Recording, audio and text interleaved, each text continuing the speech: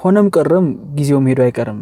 ብዙ ሰው የዛሬ 5 ዓመት ምን ማድረግ ነው የምትፈልገው ምናምን ሲባል የሆነ አዲስ ነገር የሚፈጠር አድርጎ ፕላን ሲያደርግ እናያለንና አደኑ ዘደይ 5 ዓመት ማለፉ አይቀርም። ካልሞትን መድረሳችን አይቀርም። ሶ ጥያቄው የሚሆነው የት መድረስ ፈልጋለሁ ነውና የት መድረስ ፈልጋለሁ የሚለውን ደግሞ ይመልስልን። እዛ መድረስ ለምፈልግበት ቦታ አሁን ምን እየሰራሁ ነው?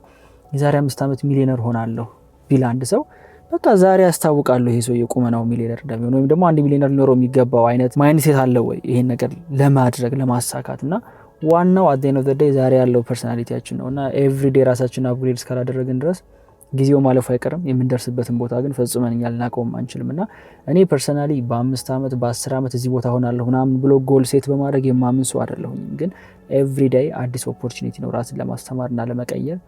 ሶ ኤቭሪ ዴይ ራሳችንን የምንቀይረው ደግሞ ከሆነ ጊዜው ማለፉ አይቀርም። ሶ ጊዜው ሲያልፍ የተሻለ ቦታ ራሳችንን እናገኘዋለን። ሶ ያ አይ ዶንት ኖ ምን ፖይንት እንዳገኛችሁበት ይጠቅማል ስላሰብኩ ነው።